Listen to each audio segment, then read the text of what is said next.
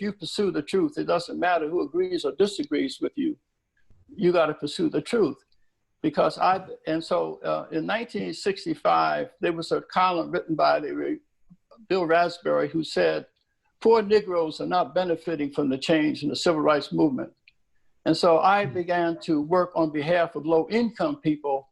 And I believe that you cannot generalize about all Black people, that there are low-income Blacks have been, I think, used by a lot of middle-class so-called leaders, use their demographics, and when the resources arrive, it didn't go to them, it benefited. That's why the biggest income gap is not between whites and Blacks, it's low-income Blacks and upper-income Blacks. And so I spent my life working on behalf of and directly in empowering low-income Blacks to develop self-sufficiency, resident management. I've been a lot with gang intervention. We have examples of how we were able to reduce gang violence in some of the most violent neighborhoods in Washington, D.C.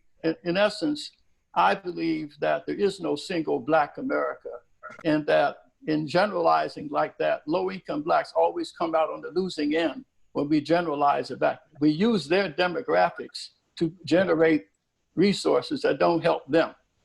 Do a lot of work, you know, on the front lines, dealing with the front line of racism, of white supremacy, which is policing in our communities. That's the front line, one of the most violent lines. So I recall working in the district attorney's office, and I was fresh out of college, and I'm a professional and I'm very social. So I was cool with so many people in our office.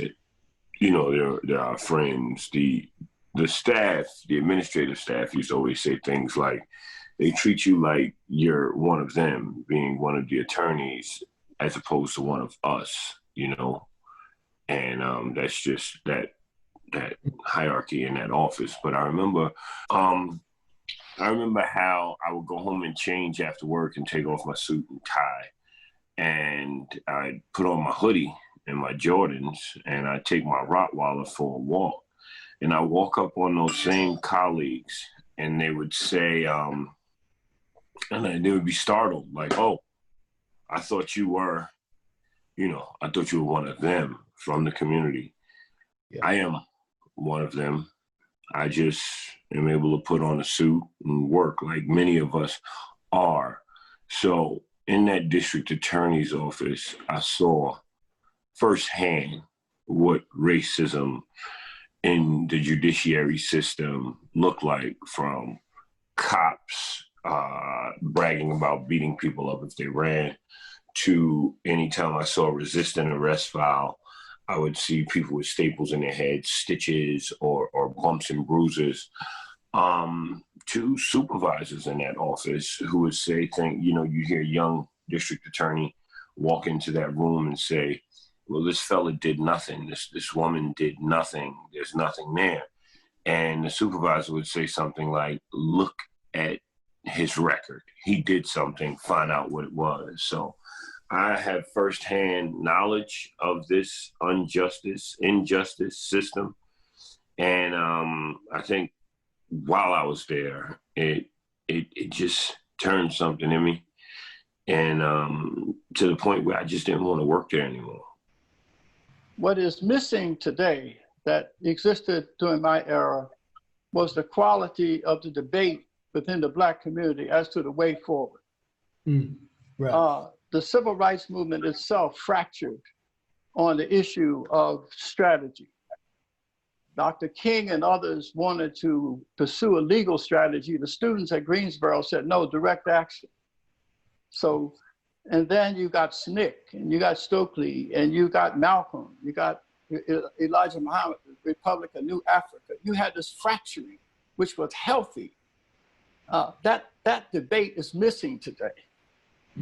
The other part that's missing today is this whole notion, when we're talking about Black America, we never talk about what responsibility do people have for changing themselves, regardless of what their external barriers are?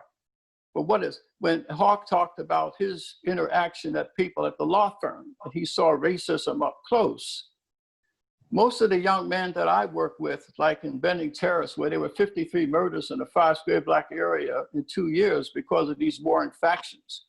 And we organized ex-offenders, and we went in there and brought these young men to my office.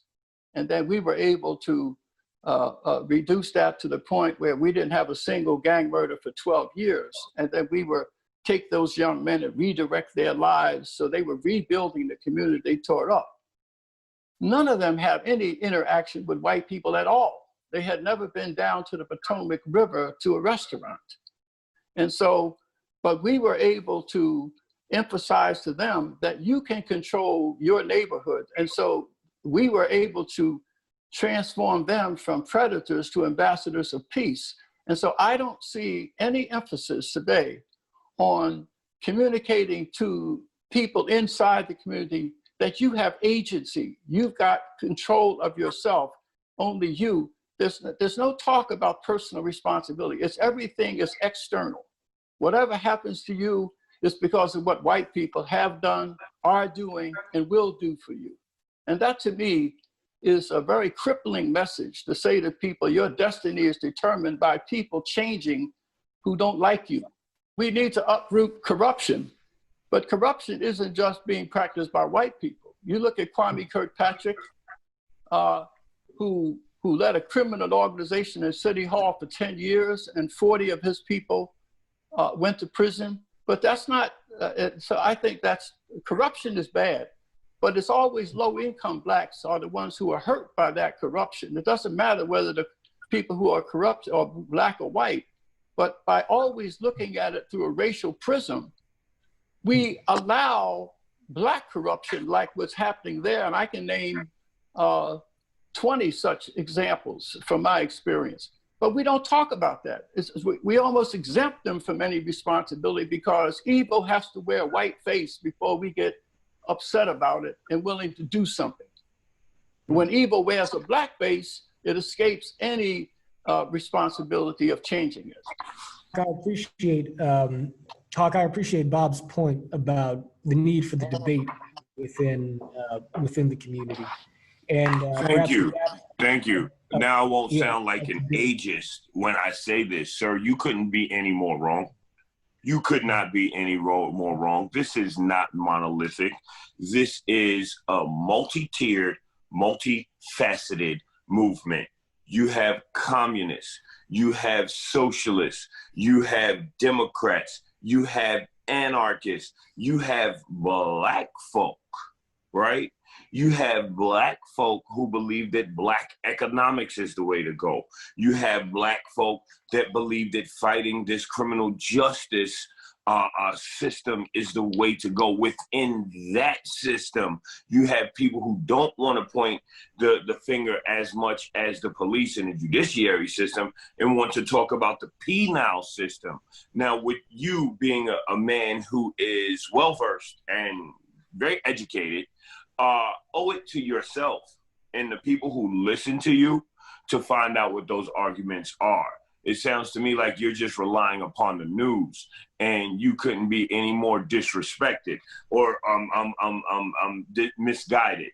Last night, we were out at City Hall, and there was a debate as to how to move forward. You got thousands of people out there with different views. Some people, I won't go into what the philosophies were, but there are a lot of different people who wanted to do a lot of different things. But we voted on that.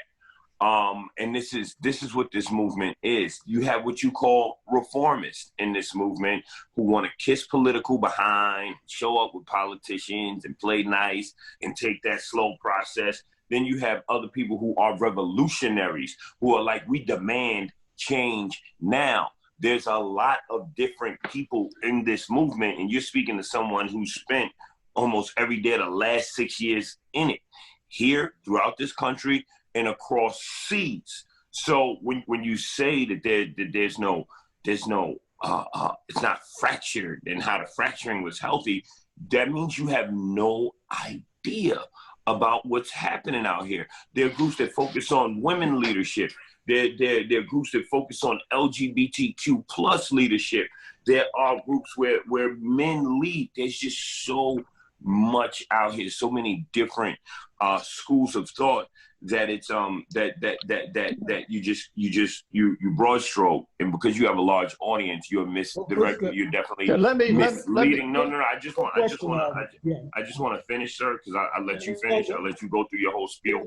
The fact that you would call people predators, it bothers me to my core, because Black people have to be conscious of using words and phrases that racists use. You had people like Hillary Clinton and Joe Biden who called our young kids super predators. Think about the psychology. The psychology of that is frightening, and it's also damaging. There's which you have to understand. Even going back to what I was saying before, you have old school Urban League, NAACP, Al Sharpton, and then you have new school leaders who are out there who think that they are part of the problem. You got young Republican Blacks like Candace Owens who are out here, fighting. There are plenty of problems within our community, and yet again, you are not paying attention, sir, to the people who are in these communities doing anti-violence work. You're not paying attention to people like me, who you should have researched, who are talking about launching financial literacy programs and improving lives by our people. The problem is, sir, that the news wants to report us throwing our fist in the air and screaming back at the system, screaming back at the man. But when we're in our communities, in 200 schools in the last 3 years, uplifting our children, teaching our children to have a better self-image. When we're talking about Black love, Black pride, honoring the Black woman, what do you think that is, sir? Like what do you think? That's us promoting Blackness. And what you express is, like a lot of things you say are things that white racists throw at us. So I just urge you, with all due respect, to just be cognizant of your language and your phraseology, because you are reinforcing narratives of people who seek to keep Black people oppressed. Go for it. Yeah. First of all, when I did research Black Lives Matter, I see a variety of expressions of it. One of them in Nashville says we are about disrupting the Western nuclear family, is Eurocentric. So we want to abolish that. Patriarchy, we want to abolish that. Globalism. It's all over the place about what they're against. And so that's what I find troubling, but also about my own self. In the last 38 years that I've had the center, we have 2,500 grassroots leaders in 39 states. And some of them are, when they're telling me about what their priorities are, when they see people gathered around the home of the mayor of Washington, D.C., and 90% of them are white kids with a few Blacks saying, I'm Black Lives Matter, and demanding that the police be defunded. And then when I go down in Ward 7 and 8 to a meeting and the parents say, we want the police, that by vilifying the police has resulted in an increase in Black deaths around this country. I've documented it year after year, that when police are less aggressive in reinforcing the laws in those communities, the Black death soars. I have a picture that I've tried to get ready for this, of 30 Black children under the age of 10 who have been killed in these cities, not by racist cops, by other Blacks. But those kind of issues are ignored when we get 14 people, unarmed Blacks, who are killed by police, and that's a subject of demonstration. And we don't seem to care about the babies are being lost in these communities. And so I have spent my time and my effort working we have stopped violence in these communities. We've created islands of excellence. You can go on 60 Minutes and see it.